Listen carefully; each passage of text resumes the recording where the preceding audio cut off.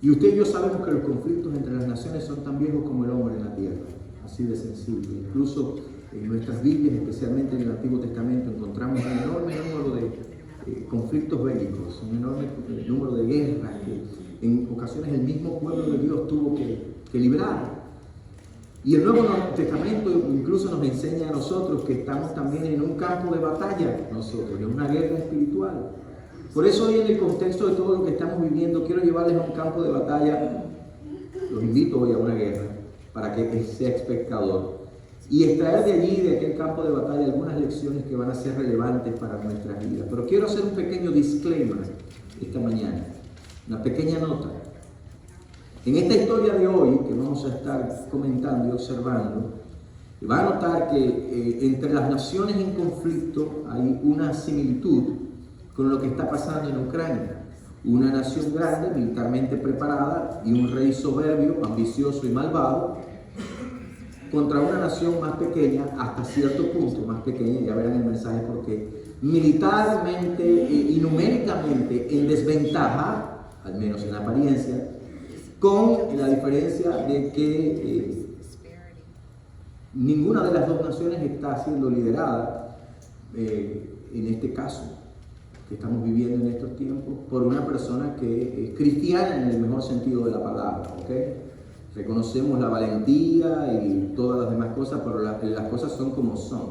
Ser cristiano, y teníamos la clase 101 esta mañana, ser cristiano significa haberse arrepentido de los pecados, reconociendo que Jesucristo es el Señor y entregando la vida a Él. Alguien puede ser muy valiente, alguien puede ser muy bravo, alguien puede incluso ser religioso, alguien puede creer en Dios, pero si no ha aceptado a Jesucristo como su único Señor y Salvador, hermanos, tengamos cuidado, porque no es cristiano la persona que aún no ha dado ese paso. Puede ser muy valiente y todo lo demás. Por lo tanto, esta historia de hoy, y este es el disclaimer, lo que quería decirles, no es una declaración profética de lo que va a pasar en el conflicto en Ucrania. Esto no tiene nada que ver con Ucrania, esto tiene que ver con nosotros, aunque podría serlo, pero también porque hay algunas diferencias notables entre la nación pequeña de la historia de hoy y obviamente la nación de Ucrania en estos tiempos. Esto que les estoy hablando no es algo profético, yo ni siquiera voy a mencionar más este conflicto, pero para que usted entienda que lo que quiero llevar a invitarlo a este campo de batalla, porque esto tiene que ver contigo y conmigo, con el pueblo de Dios. Y lo que sí va a pasar, obviamente, es que Dios nos va a hablar a nosotros. Amén. Y hoy vamos a ver que servimos a un Dios sin fronteras. ¿Cuántos dicen amén? Y que por lo tanto, como servimos a un Dios sin frontera, nosotros entonces podemos y debemos vivir una fe sin límites. Si nuestro Dios no tiene fronteras, nuestra fe en este Dios, Dios puede hacer lo que Él quiera y nosotros confiamos en Él sin límites. Una fe inquebrantable, firme. Y la historia de hoy, Primera de Reyes, se desarrolla en medio de tiempos de desafíos para Israel, para el pueblo de Israel.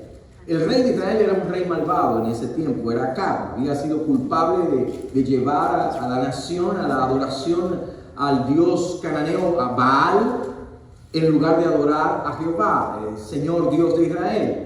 Y como resultado, la maldad llenaba la tierra de Israel y como subproducto de eso también, la nación entera iba a chocar de frente a frente con el juicio de Dios. Ahora, les digo un poquito acerca de este Acab. Si vamos a unos capítulos más adelante, el capítulo 16 de Primera de Reyes, dice, y vino palabra de Jehová, Jehú, hijo de Hanani. No, ahí estoy, sí.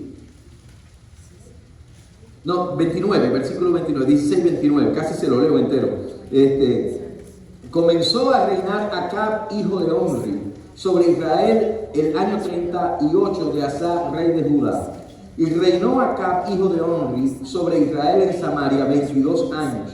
Y Acab, hijo de Omri, hizo lo malo ante los ojos de Jehová, más que todos los que reinaron antes de él, porque le fue ligera cosa andar en los pecados de Jeroboam, hijo de Nabat, y tomó por mujer a Jezabel, hija de Baal, rey de los sidonios, y fue y sirvió a Baal y lo adoró, e hizo altar a Baal en el templo de Baal que él edificó en Samaria, hizo también Acab una imagen de acera, haciendo así Acab más que todos los reyes de Israel que reinaron antes que él, para provocar la ira del Dios, de Jehová, Dios de Israel. Así que imagínense qué carácter de líder que tiene la nación aquí de Israel. Pero en esta historia hay dos cosas que nos van a ayudar a entender a nosotros la paciencia de Dios. No le da gracias a usted a Dios de que Dios es paciente.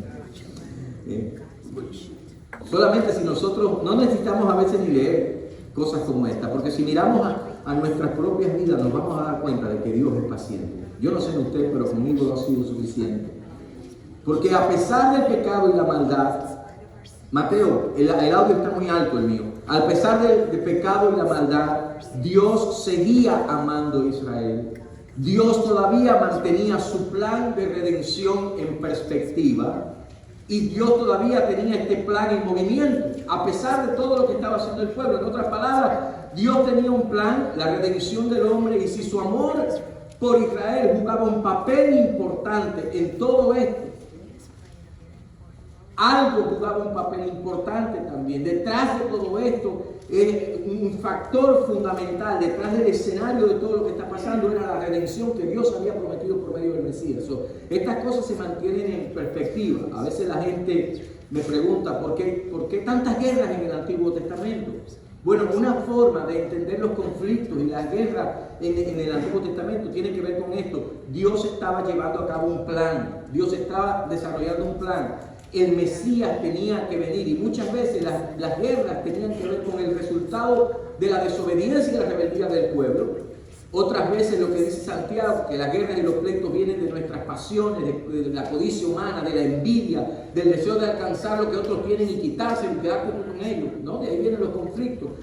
Pero también el hecho de que el enemigo estaba tratando de impedir el avance del plan de Dios. Aquí hay razón por qué las guerras en el Antiguo Testamento. Ahora, cuando usted tiene en mente el plan de Dios en Jesucristo el Mesías, le va a hacer más fácil entender muchas cosas del Antiguo Testamento. Y sí, el pueblo se había ido tras la idolatría de los Baales y el rey era malvado y era corrupto. Pero, ¿sabe? Jeremías, por ejemplo, declara una realidad. Cantábamos nosotros, Él me ama, Él me ama. Jeremías dice, con amor eterno te he amado y te he prolongado mis misericordias, ¿no? Y sucede que mientras que el pueblo está en dirección opuesta a Dios, su rey no solamente ha hecho alianzas con naciones paganas, se casó con la hija de un rey de una nación idólatra y enemigo de Israel, se va tras la adoración a Baal y el resultado es que provoca, dice ese verso ahí, la ira de Dios. Y lo próximo que vemos es una serie de acontecimientos que son el resultado precisamente de estas decisiones. Y por ejemplo, vemos, antes de eso, vemos cómo Dios detiene la lluvia, cómo Dios detiene hasta el rocío del pueblo. Imagínense, un pueblo, había hambre, desesperación, una nación que se sostiene de la agricultura, del ganado mayormente, y no llueve, pero aún así Dios le da una oportunidad una historia muy larga, pero básicamente pone al profeta Elías para desafiar a los profetas de Baal y también los profetas de Acera, que a veces no los mencionamos, y los desafía y termina arrancando la cabeza a todo el mundo. Y Dios muestra su poder y Dios muestra su autoridad y el pueblo comienza a invocar a Dios. Jehová es el Dios, Jehová es el Dios. Y vuelve a enviar la lluvia. Y sabe, acá ve todo esto y tenía que haber sido suficiente para que cambiara, pero no, me va y se lo cuenta a su mujer. Y su mujer se llamaba Jezabel, ni más ni menos. Imagínense, acá va contento para la casa, se ha resuelto el problema y se ha descifrado una incógnita. Jehová es el Dios de Israel. Tengo que darle esta noticia a mi mujer. Quizás algún hombre se ha sentido siempre una vez, esto está bueno. Y cuando llega a la casa, y él va para la casa corriendo, y porque el jefe lo ha llamado y le han subido el salario de $15 a $15.25. Amén. No diga amén tan rápido, a ver si vamos a ver. 25, de 15 a 25. ¿No? A 15, 25, y va a contarle, pero cuando llega a la casa se le olvida que su mujer se llama Jezabel. Y llega contento y le da la buena noticia y la mujer le dice, ¿en serio? ¿Y esa basura fue lo que te subieron? Por favor, que que alguien me traiga al jefe ese que le voy a arrancar la cabeza yo también. Y ahí sale en el próximo capítulo de la señorita Laura, ¡que pase! No lo digo. Bueno, esa vez no es fácil de complacer, este es el punto. Y el punto es que Dios es un Dios de misericordia también. Y Dios es un Dios de oportunidades. Y Acab tuvo la oportunidad y aún así siguió en dirección opuesta a Dios. Y es durante este tiempo que entonces uno de los enemigos de Israel se levanta, Siria. Y podía hablar de la historia porque este fue un problema que hubo en el pasado también. Pero Reyes 20 entonces revela la actitud de orgullo, de soberbia, ambiciosa del rey sirio, Ben-Hadad, y pone sitio en Samaria y combate a Samaria y le manda mensaje al rey Acab y le dice: todo lo que tienes es mío, tu plata, tu oro, tus mujeres y tus hijos hermosos. Se salvó, en mi casa nada más se hubiera llevado a Angelina, ¿no? Si era de llevarse los hijos hermosos, los otros dos se quedan, pero bueno, los de tus hijos hermosos, lo que estaban listos. Y Acab hasta ese momento quizás pensaba que, en inglés dicen bluffing, que Ben-Hadad estaba bluffing, que estaba en algunos países dicen tirándose un farol, como bla, bla, bla, que voy a hacer esto y me voy a llevar, pero en el fondo no iba a hacer nada. Y Acab le manda, mire la reacción de Acab. Acab le dice: sí, rey, señor mío y rey mío, le dice Acab al rey sirio, todo lo que tengo es tuyo, todo lo mío es tuyo. Y el sirio le manda a decir: ok, gracias por confirmarlo, mañana voy a mandar a que me traigan todas esas cosas que te dije. Y ahí se da cuenta, pero el tipo estaba hablando en serio. Sí, estaba hablando en serio. Entonces Acab consulta a los ancianos y al pueblo, y los ancianos y el pueblo dicen: no obedezcas, no hagas lo que él te pide. Y en el verso 10 dice: Ben-Hadad nuevamente le envió a decir: así me hagan los dioses y aún me añadan que el polvo de Samaria no bastará a los puños de todo el pueblo que me sigue. Los voy a poner aquí en mi mano, en la mano, así lo voy a hacer polvo. Y el rey de Israel respondió y dijo: decidle que no se alabe tanto el que ciñe las armas como el que la desciñe. Eso quiere decir como que no cante victoria antes de tiempo. Eso es lo que le está diciendo, ¿verdad? Y entonces el rey se dispone para ir contra Israel, el rey sirio. Y viene un profeta a Acab. Miren la misericordia de Dios, porque este es un rey malvado, pero aún así Dios le envía aviso con un profeta. Verso 3 y le dice: y he aquí un profeta vino a Acab, rey de Israel, y le dijo: así ha dicho Jehová, ¿has visto esta gran multitud? He aquí yo te la entregaré hoy en tu mano, para que conozcas que yo soy Jehová. Y en eso viene la primera de dos batallas. Y Dios permitió a Acab y al pueblo derrotar a los sirios y reclamar la victoria. Eso fue lo que pasó en la primera batalla. Verso 20 dice: y mató cada uno al que venía contra él, y huyeron los sirios siguiéndolo los de Israel. Y el rey de Siria, Ben-Hadad, se escapó en un caballo con alguna gente de caballería, y salió el rey de Israel e hirió a la gente de a caballo y los carros, y deshizo a los sirios, causándoles gran estrago. Sin embargo, Acab es notificado después de que los sirios no piensan aceptar la derrota tan fácilmente. No. Y se le dice a Acab que ellos se van a organizar y que van a volver otra vez a luchar. Y es en esta segunda batalla donde está el corazón del mensaje que les comparto hoy, donde quiero que nos detengamos un poquito más. Porque hay verdades que se enseñan aquí que nos van a ayudar a cada uno de nosotros mientras andamos en el camino del Señor. Y solo quiero decir que el ejército sirio es una imagen, por decirlo de alguna manera, una figura de nuestra lucha también y del adversario, del enemigo. Y cuando somos capacitados por el Señor para ganar y tener victoria en algún área de nuestra vida, abra los ojos, puedes contar con que Él se va a reagrupar y va a seguir luchando, porque su deseo es verte derrotado de una u otra manera. Y si Él no gana en un área de tu vida, va a cambiar la dirección, el enfoque de su ataque, y va a venir de todas maneras.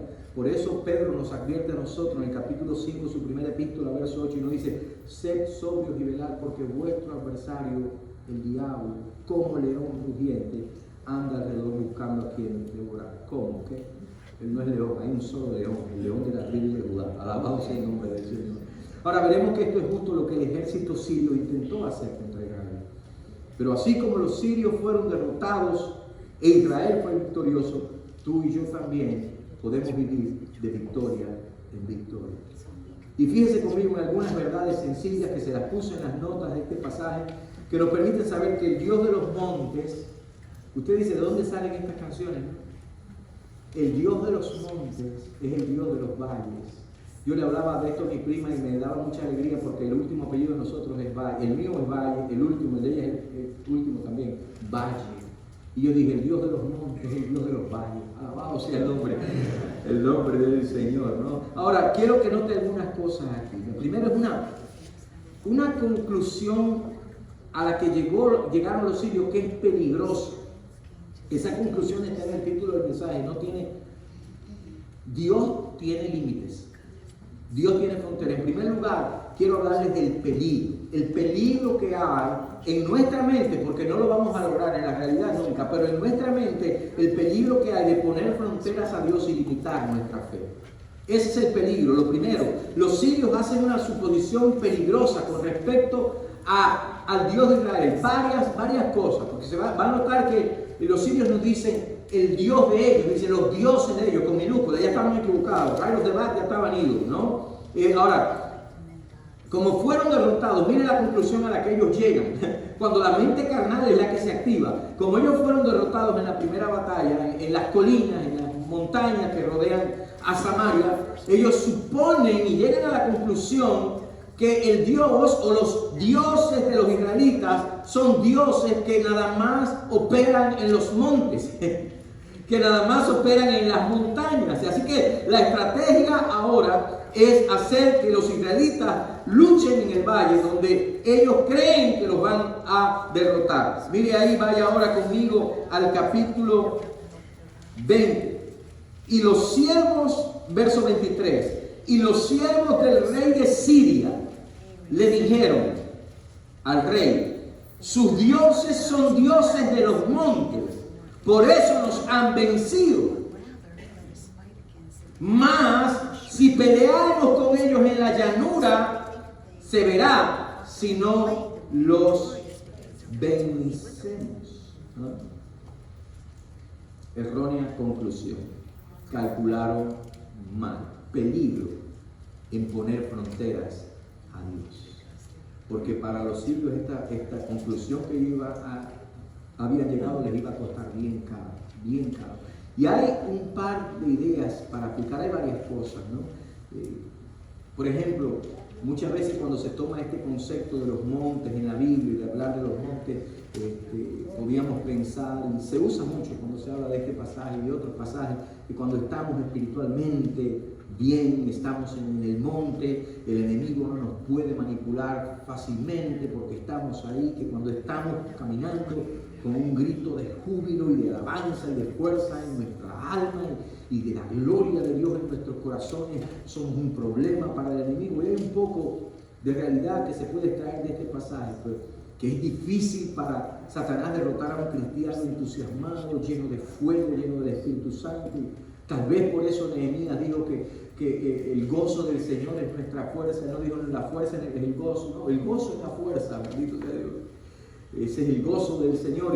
Y esta es la situación, por ejemplo, con la que Satanás se encontró con Job. Él presionó a Job esperando que se volviera contra Dios. Sin embargo, lo que lograba con más presión era que Job siguiera confiando. Usted conoce la historia.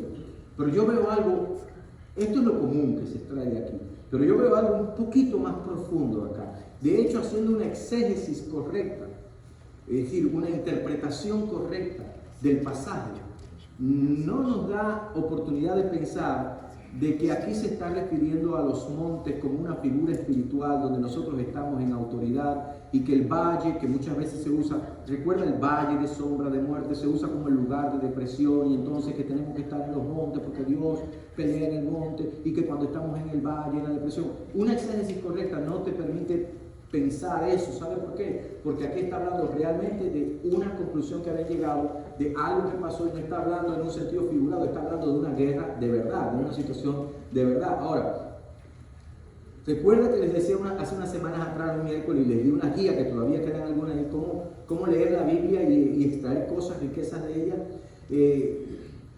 la pregunta primera que nos hacemos es: ¿qué significaba esta declaración para ellos? ¿Qué significaba todo esto que estaba pasando ahí para ellos? ¿Por qué llegaron, por ejemplo, los sirios a la conclusión de que los dioses de israelitas eran dioses de monte y no dioses de valle? Ahora, Israel es un lugar montañoso. Tuve el privilegio hace unos años de estar allá, ¿no? Y puedo imaginarme todo lo que vi en el terreno, las montañas y todo el terreno árido y lomas por aquí, lomas por allá. Y esta es la realidad en esos tiempos. El ejército de Israel estaba acostumbrado a pelear en los montes, a hacer ese tipo de guerra. Y cuando usted comparaba los ejércitos enemigos con el ejército de Israel, muchas veces se va a notar que el enemigo se menciona y tenía carro. Israel no tenía carro. De hecho, Salomón fue el que llegó a tener muchos carros de guerra. Fueron los reyes que más se destacaron en eso. Y la razón para ello es que los carros de guerra no servían para nada en las montañas. Tenían que estar en el valle. Ya está cogiendo la idea aquí de lo que está pasando, ¿no? La preparación militar de ellos no estaba en el valle, por lo tanto, las montañas, ¿para qué necesitamos un carricoche aquí que no va a poder correr? Y quizás los sirios calcularon y dijeron: nosotros tenemos carros de guerra. De hecho, lo dijeron. Y si los sacamos del monte y los ponemos y los sacamos a ellos del área de seguridad de ellos, que es el monte, donde ellos saben desenvolverse, que es en los montes, y los ponemos a ellos donde no están acostumbrados, alabado sea el nombre del Señor. Si los sacamos a ellos de lo que conocen, si los sacamos del lugar donde ellos han estado por años y los llevamos a un campo raso, como ellos no tienen los carruajes que tenemos nosotros, el enemigo, tenemos ventaja sobre ellos. Y encima de eso, como los dioses de ellos son dioses de montes y no dioses de valles, no van a poder vencerlos, dijo el enemigo. Permítame decirle algo esta mañana, porque esa es una mentira que nosotros mismos muchas veces nos metemos en la cabeza y que nosotros mismos creemos. Muchas veces nosotros no nos miramos a nosotros mismos y decimos: bueno, yo no puedo hacer esto porque no estoy preparado, para eso no es lo que estoy preparado. Y viene el enemigo a la mente y nos dice: cuidadito con dar un paso, cuidado con lo que van a hacer. Mira que esa no es el área donde tú te defiendes bien. Quédate donde tú estás seguro, no salgas de ahí, porque si te metes en otras aguas tú te vas a ahogar, vas a perder, cuidado. Y muchas veces nos encontramos nosotros entre la espada y la pared de manera espiritual, entre la razón y la fe, ¿verdad? Y muchas veces nuestra fe tiene límites porque en nuestra mente nosotros hemos puesto fronteras a Dios, hemos limitado a Dios. Dijo Martín Lutero: lo que ustedes piensan acerca de Dios es muchas veces demasiado humano.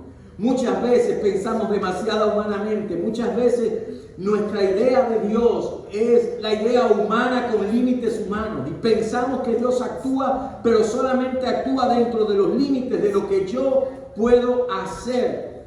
Si yo solamente puedo pelear en el monte, pues no bajo al valle ni loco. Yo tengo que buscarme un trabajo en los montes, porque yo no puedo trabajar en el valle. Yo tengo que buscarme un trabajo donde hablen español, porque en el monte en que yo he vivido, eso es lo que se habla, español. Y nos ponemos límites muchas veces porque hemos reducido a Dios a nuestras habilidades y a nuestra capacidad. Yo estoy mirando a David porque hemos estado hablando de esto en relación a lo que la iglesia, y orando por esto y con los líderes también.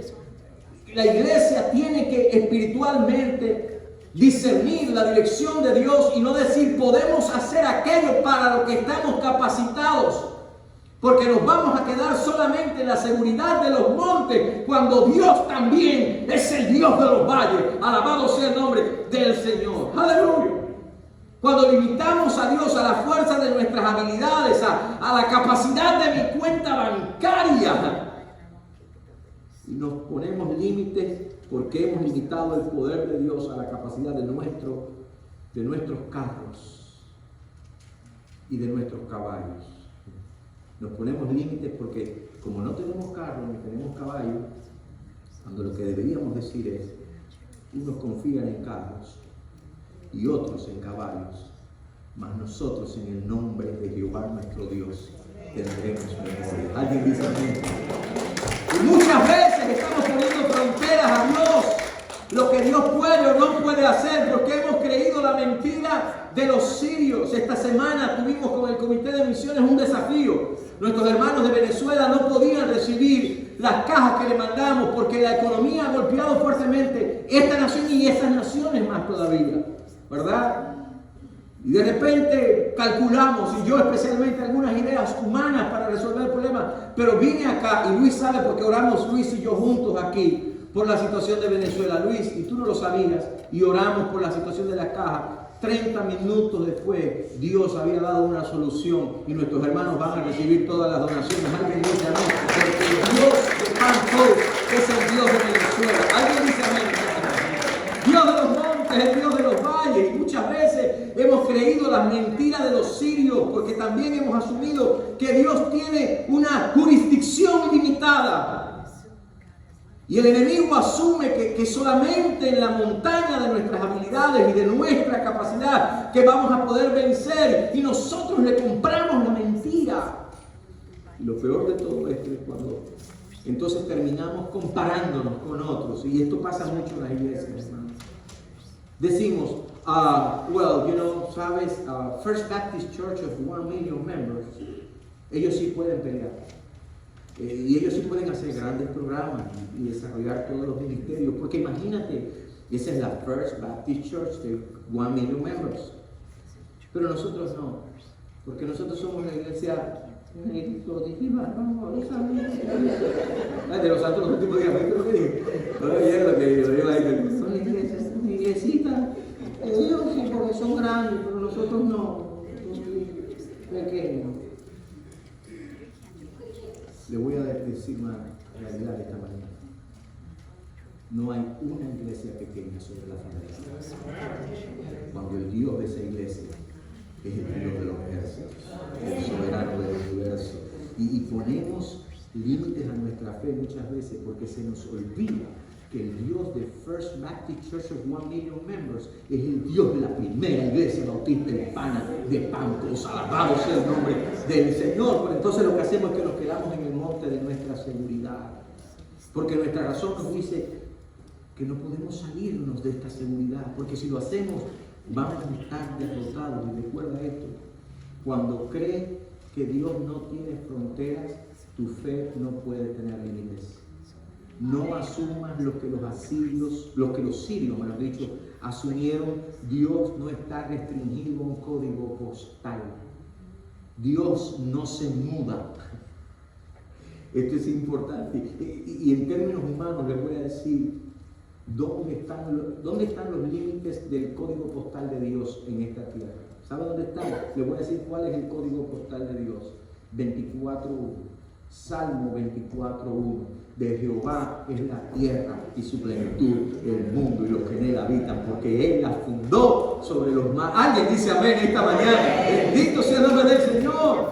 Y ahí estaba el problema de los sirios, pero en algo más, quizás porque ellos sabían, ellos sabían que Israel andaba en idolatría, que Israel adoraba a Baal, que Acab se había casado con Jezabel y todas estas alianzas, y por eso dijeron sus dioses. Porque el enemigo, una de las cosas que no puede reconocer y debería reconocer es a Jehová en nuestras vidas. Quizás porque no lo veía en la fe del pueblo, pero la realidad era otra. No eran dioses falsos, ni siquiera eran dioses, era Jehová. Y de hecho la primera victoria de Israel sobre los sirios en este contexto no fue la victoria de Israel sobre los sirios, sino fue la victoria de Dios. Fue Dios quien ganó la batalla. Alguien dice amén. Y el verso 13 dice: y aquí un profeta vino a Acab, rey de Israel, y le dijo: así ha dicho Jehová, has visto esta gran multitud, he aquí, yo te la entregaré hoy en tu mano. Yo te la voy a dar para que conozcas que yo soy Jehová. Punto número 1, el peligro de poner fronteras a Dios y limitar nuestra fe. Número 2, la promesa que hay implícita aquí. Dios es el Dios de victoria. Dios, usted lo ha escuchado 1.000.000 de veces, no conoce derrota. Él es el victorioso. Él es el gran yo soy. Alabado sea el nombre del Señor. El enemigo se equivoca en muchas cosas y nosotros a veces estamos equivocados también. El enemigo no pudo identificar quién verdaderamente era el Dios de Israel. No eran dioses. Quizás ellos sabían que Jehová, Dios en el pasado había sido el Dios y conocían del celo de Jehová, por lo que se decían, si Jehová es tan celoso es imposible que esta gente sean adoradores, Dios venga en su ayuda, ellos pertenecen a dioses y no a Jehová. Este es un pueblo idólatra. Y no sé si fue así, pero yo estoy aquí recreando mi imaginación. Ahora presta atención a las palabras del varón de Dios. Vino entonces el varón, a ver si lo acá.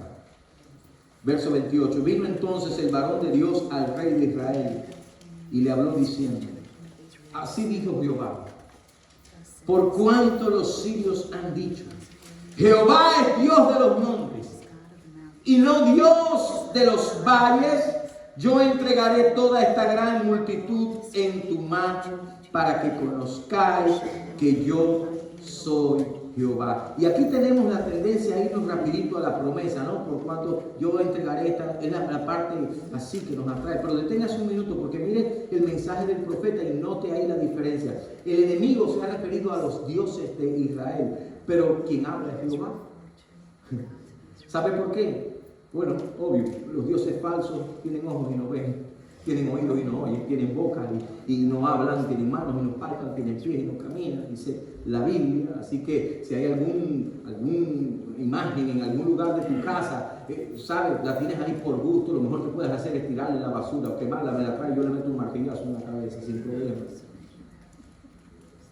Porque hay un solo Dios verdadero, uno solo, es Dios, el Padre del Señor Jesucristo, dador del Espíritu Santo, y nos dice a nosotros claramente que no nos inclinaremos ni adoraremos imágenes de ningún tipo. Así que cuando esta gente está diciendo los dioses, dicen, se equivocaron, porque aunque Jezabel era la que movía los hilos, y muchos eruditos dicen Jezabel era la Majimbe, era la que mandaba, la marioneta era acá. Y el rey malvado, y aunque el pueblo estaba descarriado, primero en un hombre en medio de aquella oscuridad y de aquella situación, fuera identificado como varón de Dios, me dice que todavía había fe en la tierra, que todavía había quien no había doblado sus rodillas a Baal, porque había varón de Dios. Segundo, más que nada, me habla de la fidelidad de Dios y me recuerda las palabras del apóstol Pablo cuando asegura: si fuéramos infieles, Él permanece siendo fiel, Él permanece fiel porque Él no puede negarse a sí mismo. Ahí creo que le puse en sus notas la versión de Reina Valera de 1602 que dice: si no creemos, Él empero permanece fiel porque no puede negarse a sí mismo. Por eso Jehová Dios se lo toma personal. Estos impíos, incircuncisos, no se han dado cuenta que aun cuando el pueblo no cree, yo sigo siendo fiel. Que yo he tomado este pueblo como mi posesión, que yo lo he creado para mí y que yo soy el Dios de Israel. Esta gente me ha insultado porque yo sigo siendo fiel y me han desafiado cuando trataron de ponerme dentro de las montañas, dentro de un código postal, a mí, al dueño y señor del universo. Oh, el rey cobarde Acab le dijo: señor mío y rey mío, al rey sirio, pero yo le voy a enseñar al sirio y al cobarde y al soberbio y al que tiene miedo quién es el verdadero rey de reyes y señor de señores. Y para que vean la magnitud de mi fidelidad y de mi fuerza, para que vean que yo soy el Dios sin frontera, yo voy a entregar en el valle. Se los voy a entregar a ustedes, y para que ustedes comiencen a creer y para que tengan una fe sin límite, para que vean que yo soy Jehová en las alturas, pero soy Jehová en el llano, para que vean que yo Jehová soy el Dios de los montes y el Dios de los valles. Alabado sea el nombre del Señor. Dice, mira la promesa, dice: yo entregaré esta gran multitud en tus manos. ¿Sabe por qué? Porque no es tu destreza y tu capacidad en el monte de tu seguridad, ni tus habilidades, ni siquiera en el valle, la que te lleva a la victoria. No es tu capacidad financiera, ni tu poderío intelectual, no es tu cuenta bancaria, ni mucho menos tu trabajo lo que te lleva de victoria en victoria. Alabado sea el nombre del Señor. ¿Sabe cuál es el problema aquí? Fíjese lo que dice aquí. Así dijo Jehová: Por cuanto los sirios han dicho, Jehová, Dios de los montes y no Dios de los valles, yo entregaré esta gran multitud en tu mano, dice, para que conozcáis que yo soy Jehová. Ustedes, a mí me llama la atención esto, porque le está diciendo que el que me va a conocer no son los sirios. Tú me vas a conocer, ustedes van a saber que yo soy Jehová. Ustedes que tanto han escuchado de mí, pero que todavía no me conocen. Yo recuerdo cuando era muchacho, hace poquito, las pocas veces, fueron muy pocas veces que mi mamá me dio 4,000 chancletazos y 90,000. Fueron pocas veces. Cada vez que mi mamá me dio, esas pocas veces que me dio 94,000 cintazos y 4,577 chancletazos, que muchas veces antes de ministrarme con la unción de la chancleta, la que mi mamá estaba a ver, me decía, estate quieto porque me vas a conocer. Yo les garantizo que de todos sus hijos yo soy el que más la conoce.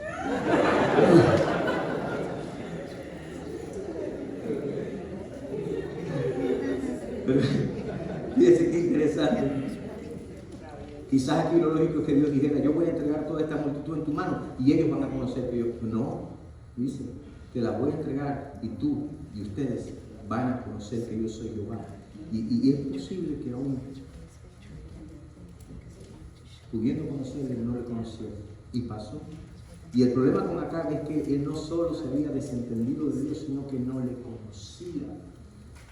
Y Dios ha estado tratando con él y le ha estado dando oportunidades y le da una promesa de victoria. Voy a entregar esta multitud en tu mano. ¿Y sabe lo triste de esto?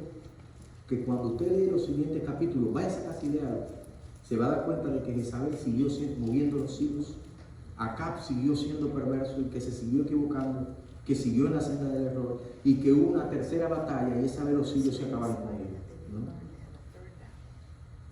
Y muere incluso sin comunión con Dios y sin haber restaurado eso. Hay un peligro, poner fronteras a Dios y limitar nuestra fe, pero también hay un peligro en no aprender de la misericordia de Dios, rechazarle, rehusar conocerle.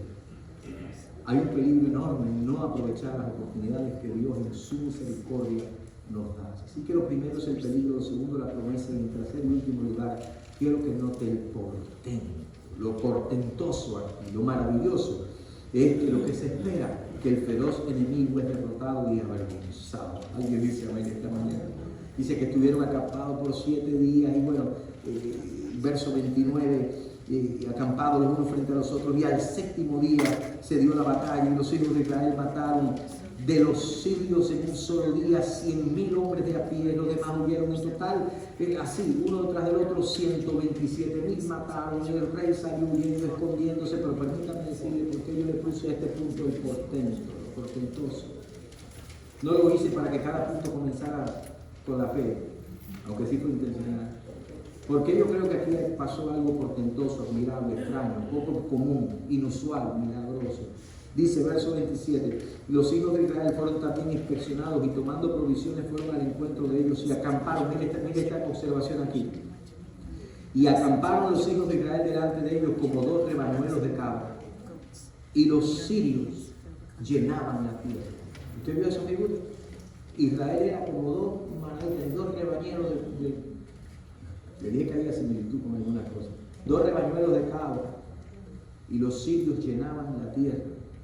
Y Dios le dijo al rebañuelo de cabra, yo te voy a entregar a ese enemigo que llena la tierra en tus manos hoy.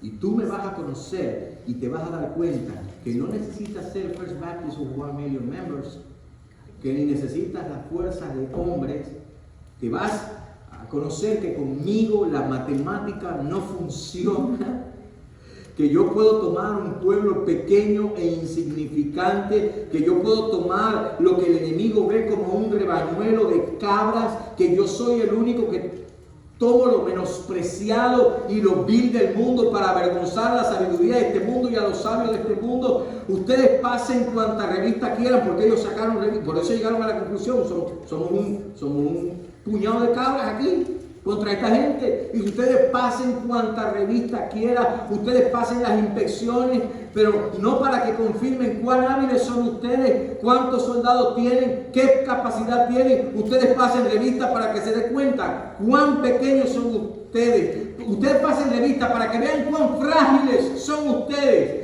Pero no se llenen de temor, porque la grandeza que necesitan no es en capacidad y en número. La grandeza de ustedes es en la grandeza de su Dios, es en la grandeza de yo soy. Alabado sea el nombre del Señor. Aleluya. Y por eso digo además que es vergonzoso lo que pasó. No solamente fue derrotado, fue avergonzado, porque los hijos de Israel eran insignificantes en número y capacidad, mientras que los sirios llenaban la tierra. Y escuche a alguien, lo cantábamos hace un rato, el Dios de los montes es el Dios de los valles.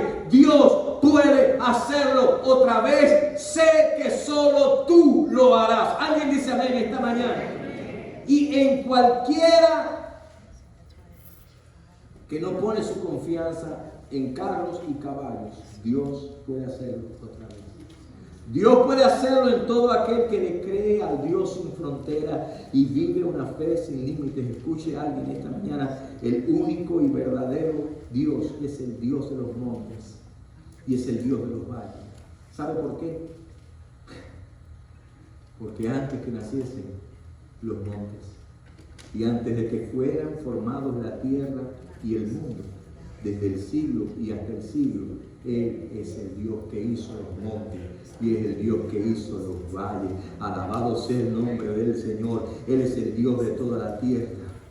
Y donde quiera que tú estés y a donde quiera que Él te lleve, Él seguirá siendo Dios y seguirá siendo el verdadero Señor. Aquí los montes y valles no tienen que ver con tiempos de victoria y tiempos de derrota, porque Dios es victorioso en montes y Dios es victorioso en valles. Alabado sea el nombre del Señor. Y concluyo pidiéndole a usted su atención para que me permita llevarle a otro campo de batalla, a otro sitio que revela y demuestra que el Dios de los montes es el Dios de los valles. Otro sitio que nos habla de un peligro, de una promesa y de un evento portentoso. Aquí lo tiene delante de sus ojos. Esta mesa. Esta mesa. El peligro no reconocer. El peligro no ver tu necesidad de Jesús y no darte cuenta de que le necesitas. La promesa que si confiesas tu pecado y le abres tu corazón, Él te librará de la muerte y de la condenación eterna, perdonando tus pecados. El evento portentoso, que una cruz, hace más de 2000 años, allí en aquella cruz, el feroz enemigo, el maligno, el que tenía el imperio de la muerte y del Hades, fue derrotado.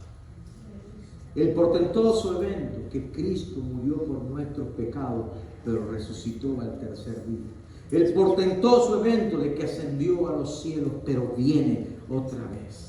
El portentoso evento que aquel que anduvo por las calles de Jerusalén y por pueblos y aldeas sanando enfermos, aquel que anduvo haciendo el bien, aquel que vino anunciando el año agradable del Señor, aquel que puso a andar a paralíticos y dio vista a los ciegos, aquel que perdonó pecados y resucitó muertos, aquel que con 5 panes y 2 peces alimentó una multitud, aquel a quien el viento y el mar obedecían, aquel que dijo a Lázaro, muerto en su tumba, ven fuera, aquel que anduvo sobre las aguas del mar embravecido, es también aquel que se despojó a sí mismo y tomó forma de siervo, hecho semejante a los hombres, es también aquel que estando en la condición de hombre se humilló a sí mismo, es aquel que se hizo obediente hasta la muerte y muerte de cruz, es aquel que como oveja fue llevado al matadero y que como oveja delante de sus trasquiladores enmudeció y no abrió su boca, es aquel